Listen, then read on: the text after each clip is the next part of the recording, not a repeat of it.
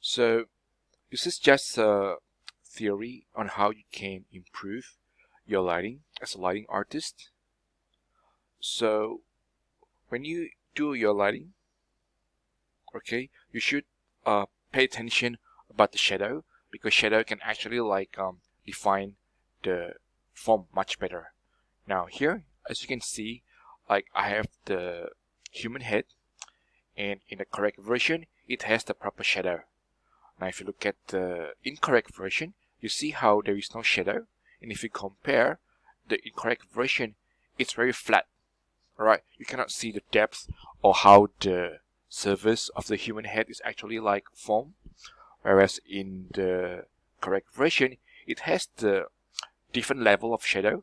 So there is the darker spot around the eye, and then as it goes away to the left, it's getting brighter, and you can see the light source is on the left. Okay, so there is a lot of information that you can do when you actually play with the shadow. And again, changing shadow can actually create a different mood or different atmosphere. Okay, something that you should experiment with. And again, this is another example how shadow can actually be portrayed or in your render. So here, this is how we call soft shadow. Okay, soft shadow usually used when you have a calm environment or calm lighting mood that you're trying to do. Okay, so as you can see here, the shadow, it's not so harsh. Okay, there's a gradual change from the darker spot to the lighter spot in the scene. Okay, same thing with the neck area, right? So it's what we call soft shadow.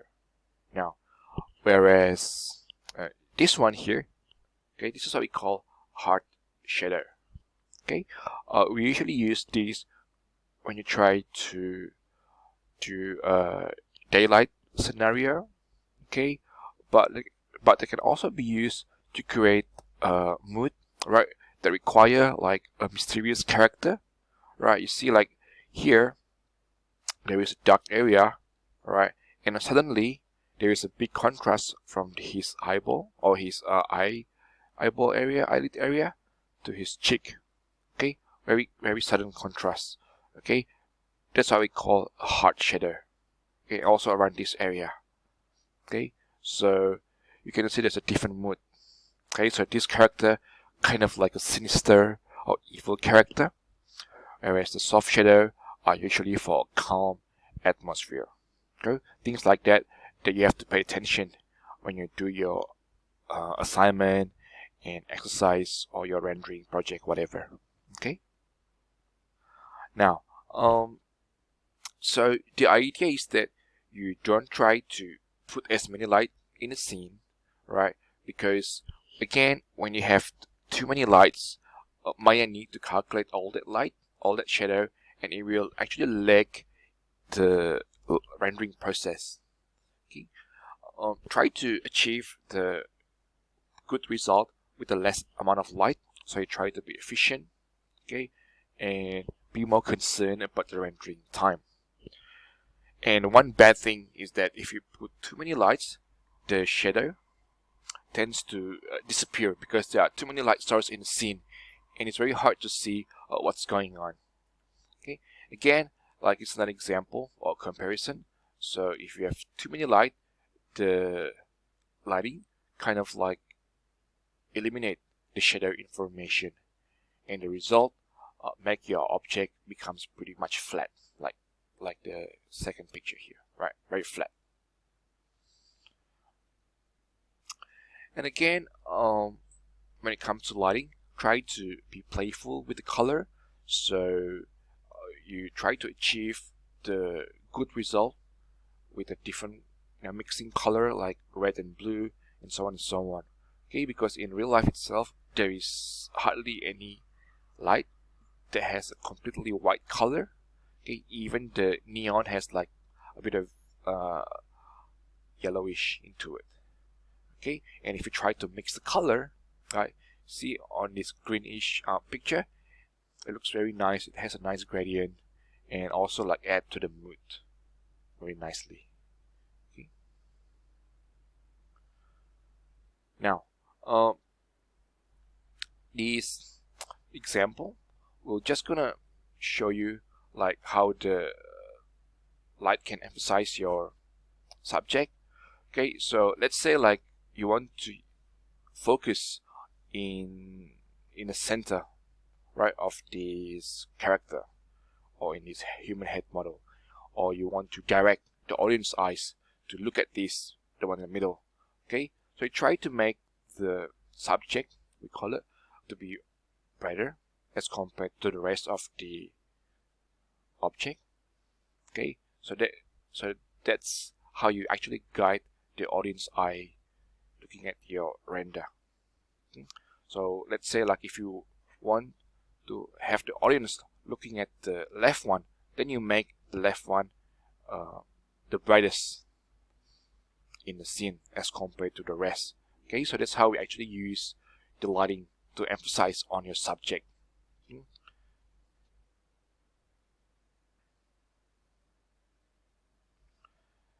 You can actually put a texture to your light. So rather than putting a color when you choose your light color, you can actually put the file texture into it. So here the example is using a blender, but the same principle can actually be applied to your Maya. Okay, so just go to your light color and then like insert the file texture as you normally would, and the result, alright, tends to be pretty nice. So in this example, the guy put like this kind of color mixing, right? There's 4 color, and when you put it inside the light, then you get some nice gradation. Okay. Something that you can like experiment. Okay, so in this example, there is this scene with the orange, and we're supposed to guess like which one is the better lighting. Okay, and the answer is the right one. Okay, and why so? Because again, if you compare this and that, right, it's very, very similar. But if you notice, if you look at closely, here it has no highlight, right? Whereas this one has a highlight. Okay, so it kind of brings out your render to life. Okay, so not just about shadow, but you also need to concern about your highlight. Okay, without highlight, your render look pretty much flat.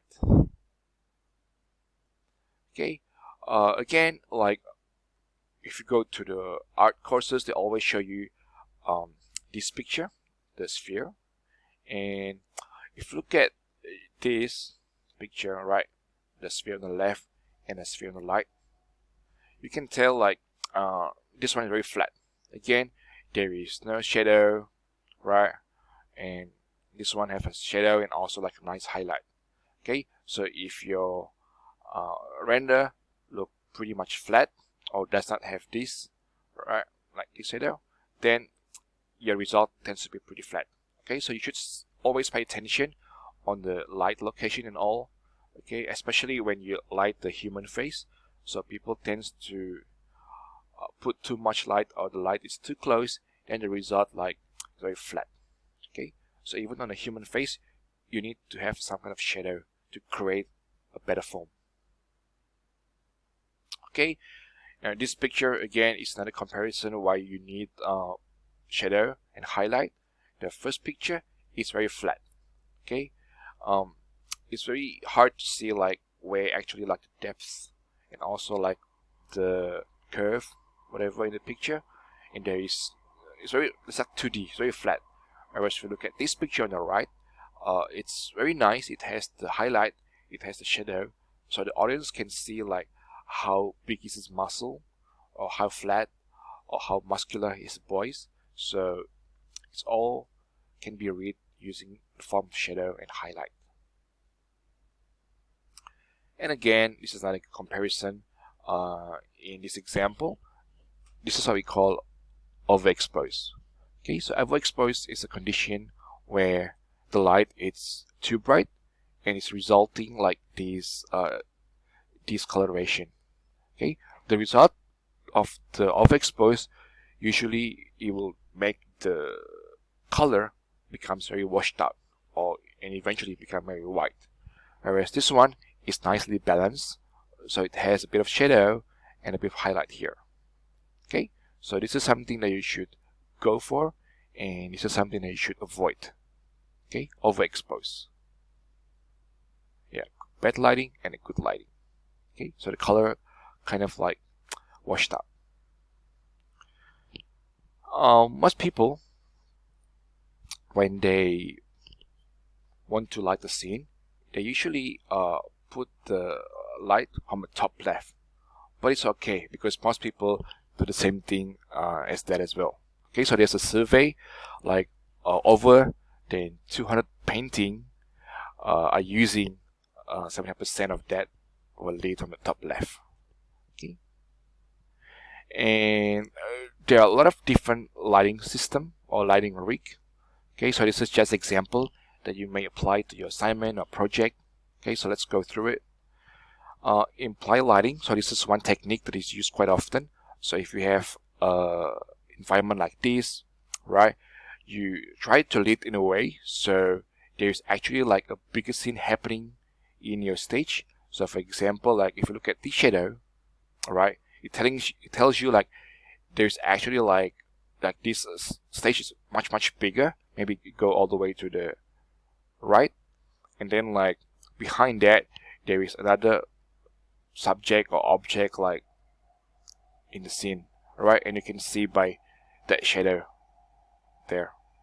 Okay, so the idea is try to make the scene look bigger than what it is. Okay, so there's a story in that, and usually can be achieved by casting shadow from a different light source of the camera, like this example here. Okay, this one's pretty easy. This is a backlighting. So as compared to the usual top left, people usually to put a very bright light at the back, and then like all these highlight is actually coming from the back. Okay, this is non-key light. So if you look at this picture, right, the light does not directly lit onto the subject. So this is actually the bounce light that is illuminating the subject.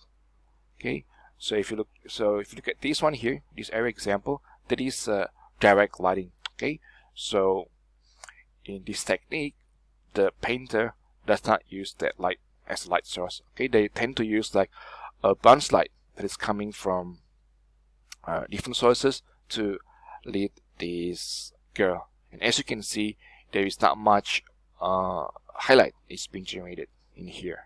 Okay, so that's one technique.